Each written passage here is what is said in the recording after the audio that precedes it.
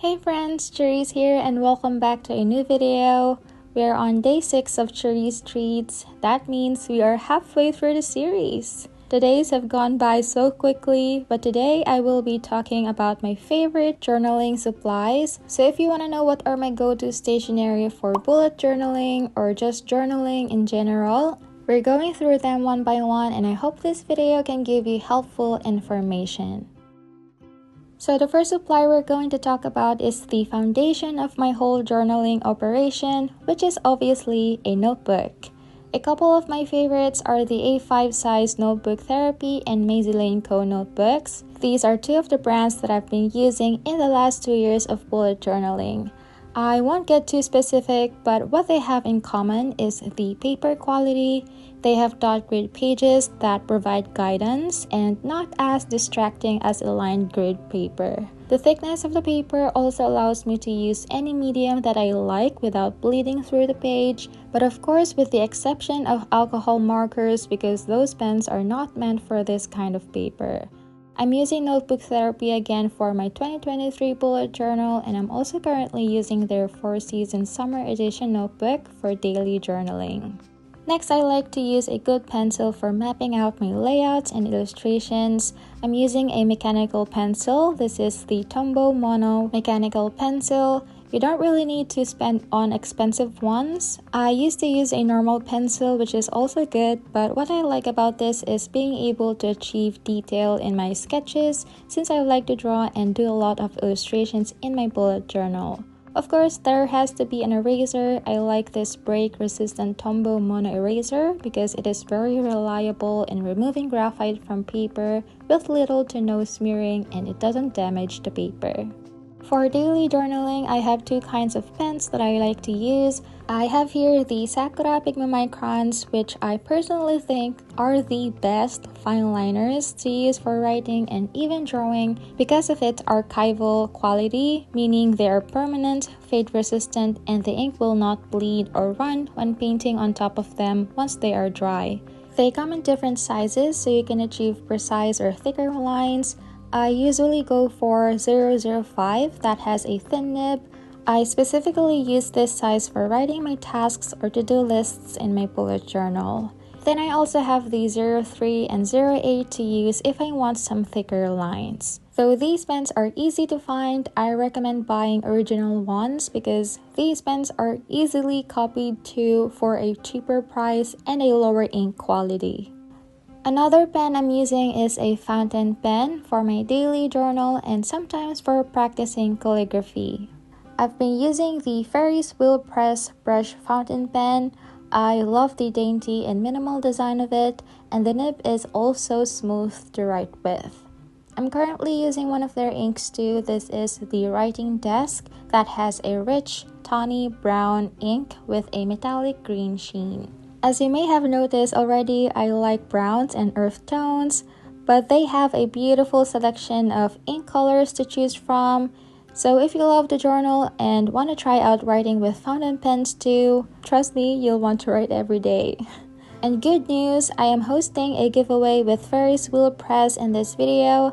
They were so kind to collaborate with me to give away one of their Charizze fountain pens or roundabout pens and one bottle of Writing Desk ink. All you have to do is follow our simple steps listed on the video description, and you can also check out the link to their website from there to see what you can win. Good luck to everyone joining! Okay, let's talk about my next favorite supply, which is a white gel pen. I love using the Uniball Signo white gel pen for adding highlights to my drawings, to cover mistakes on a white paper, like when I draw outside the line or write the date on my calendar incorrectly, which happens every time, and to write titles on top of another marker. But one issue I have is that it skips sometimes, and keep in mind that the opacity varies depending on the marker you're using to write the white pen on. Sometimes they are soaked in, especially when the surface is still wet too. I like to draw straight lines in my bullet journal too, so this 6-inch ruler is a must for me because it is very handy. Sometimes I also freehand my lines for a little challenge, but overall, I go for straight lines. Next, in my staple supplies, there has to be binder clips. I have a few set of clips here and I particularly like these hollowed out binder clips for their minimalist design and durability. I use them every time I journal to keep my pages flat when writing and also prevent wrinkling when I do watercolor paintings. You can find these in many different colors too and are pretty much available everywhere. Now let's get to more pens that I like to use. The Tombow Vodenosuke brush pen is one of my favorites for their top-notch ink quality and flexible brush tip. It's the perfect brush pen for beginners. It is very pigmented and I use them a lot for drawing and lettering. So if you like to add brush lettering in your journals, Tombow Vodenosuke is highly recommended. Besides the obvious journal or bullet journal supplies of a notebook and pens, these are just few other items that you might want to pick up to make your experience fun. These are by no means necessary, but these might make your journal or bullet journal easier to create or just more enjoyable. So let's get to the colorful part, and I want to add a disclaimer again that you don't need this much pens when starting, but you can get a few colors that you may like, and sometimes it can be overwhelming to choose what to buy since there are so many brands out there. But I'm going to show you some brands and colors that I enjoy using. When I was starting, the very first set of colored pens I purchased is the Crayola Super Tips. They are inexpensive and great for beginners. Then I also have the Tombow ABT Dual Tip Brush Pens. It has a brush tip and a fine tip. These are also great for brush lettering because the brush tip is flexible yet stiff so it doesn't feel flimsy and you will have control when using it. They are by far the most popular brush pens in the bullet journaling or journaling community, and I approve of it too.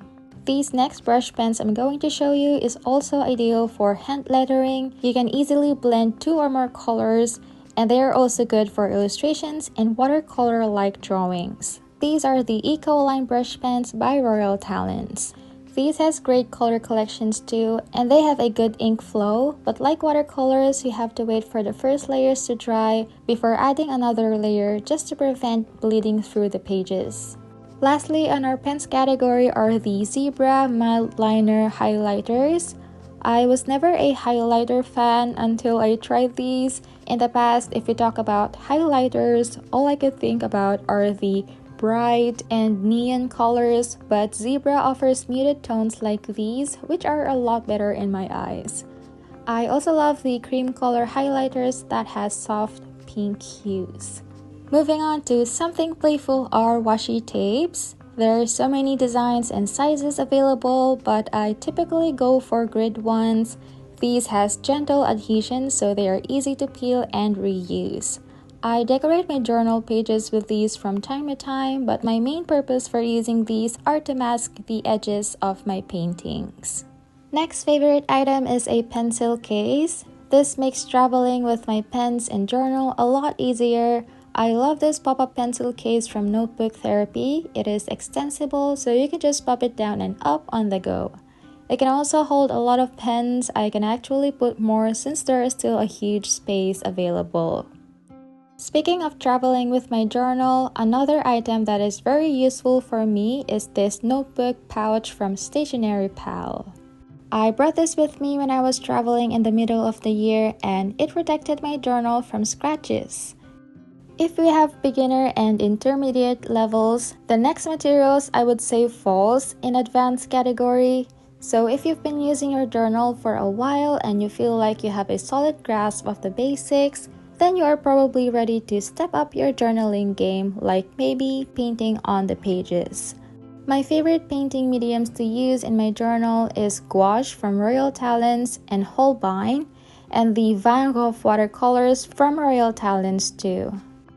When it comes to paint brushes, my favorites are a detail brush and these collapsible brushes that are very handy too. And that is pretty much it for my favorite journaling supplies. Again, these are just my personal preferences. You can always experiment as you wish. When you use your bullet journal more and other journals for their certain purposes, you will have a better idea of which supplies are right for you. So these supplies are my favorites at the moment. But who knows, as I gradually try other tools, my list might also get updated in the future. And I will let you know in a new video. I hope this video was helpful, but that is it for today. I hope you have a lovely one, and I will see you soon on my next video. Bye!